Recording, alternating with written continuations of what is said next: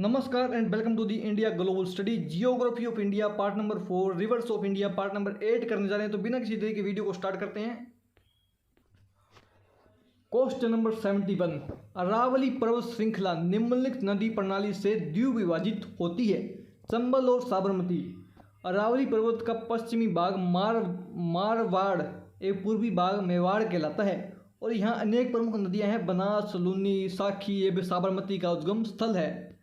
Question number 72, Sindhu नदी का उद्गम स्थल है तो मानसरोवर झील।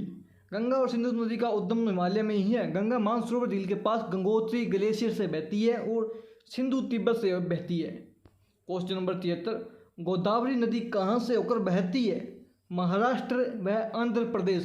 गोदावरी नदी का उद्गम स्थल प्रमुख रूप से महाराष्ट्र, नासिक और आंध्र प्रदेश छत्तीसगढ़ और ओडिशा से होते हुए मध्य प्रदेश, कर्नाटक और पुदुचेरी के छोटे छोटे हिस्सों से बहते हुए जाकर बंगाल की खाड़ी में मिल जाती है।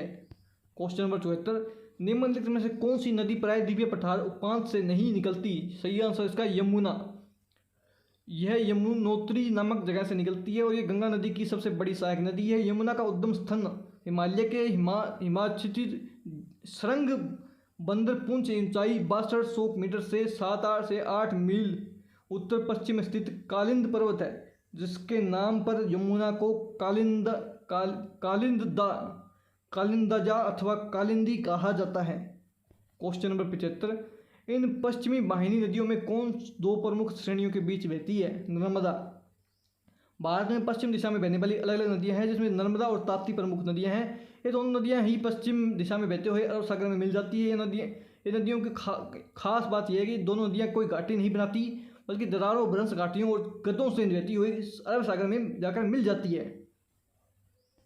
क्वेश्चन नंबर 76, भारत में सबसे ऊंची ज्वारीय या ज्वार भित्ति वाली नदी कौन सी है? हुगली।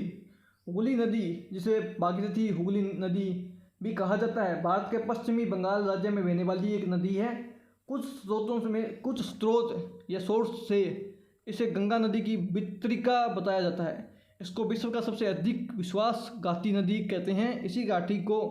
इसी के तट पर कोलकाता बंदरगाह स्थित है। क्वेश्चन नंबर 77, नदियों को जोड़ने की परियोजना का प्रस्ताव किसके शासनकाल में रखा गया? राजग सरकार। आज़ाद भारत में सबसे पहले वर्ष 1960 में तत्कालीन केंद्रीय ऊर्जा और सिंचाई राज्य मंत्री के एल राव ने गंगा और कावेरी नदियों को जोड़ने का प्रस्ताव रखा था।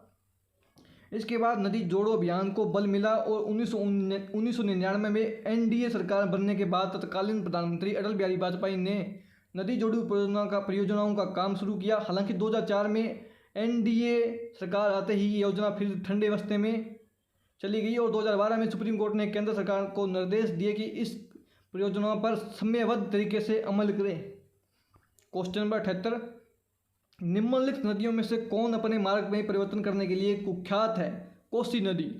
कोसी नदी, जिसे बिहार का सौरो विहार कहते हैं, अपना मार्ग बदलने के लिए कुख्यात रही है। यह नदी पर्वतों के ऊपरी क्षेत्रों में भारी मात्रा में अवसाद लाकर मैदानी भाग में जमा करती है और इस नदी मार्ग अवरुद्ध हो जाता है और वह परिणाम स्वरूप नदी अपना मार्ग बदल लेती है।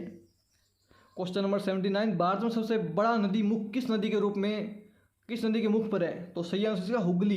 हुगली नदी, जिसे भागीरथी हुगली नदी भी कहा जाता है, भारत के पश्चिम बंगाल राज्य में बहने वाली नदी है। कुछ सोर्स में इसे गंगा नदी की वितरिका बताया जाता है। इसको विश्व का सबसे अधिक विश्वासघाती नदी भी कहते हैं। क्वेश्चन नंबर 80, पंजाब के निर्माण में सबसे महत्वपूर्ण नदी कौन सी है? सिंधु नदी। पंजाब के निर्माण में सबसे महत्वपूर्ण नदी सिंधु नदी है। पंजाब की सिंधु नदी की घाटी में आर्यों की सभ्यता का विकास हुआ। उस समय इसे भूखंड का नाम वो सिंधु अर्थात 7 नगरों का देश रखा, सप्त सिंधु अर्थात 7 नगरों का देश रखा था। तो geography of India part number 4 rivers of India भारतीय नदियों का भाग नंबर 8 पार्ट नंबर 8 समाप्त होता है। अगर आपको वीडियो पसंद आए, क्वेश्चन पसंद आए तो वीडियो को लाइक कीजिए, शेयर कीजिए और कमेंट करके बताइए आपको वीडियो कैसी लगी। और अगर आप इसको फेसबुक या किसी और प्लेटफॉर्म पर देख रहे हैं तो ऊपर दिए लिंक पर क्लिक करें और हमारे YouTube channel India global study को सब्सक्राइब कर ले। तो मिलते हैं आपको नेक्स्ट वीडियो में, तब तक के लिए जय हिंद।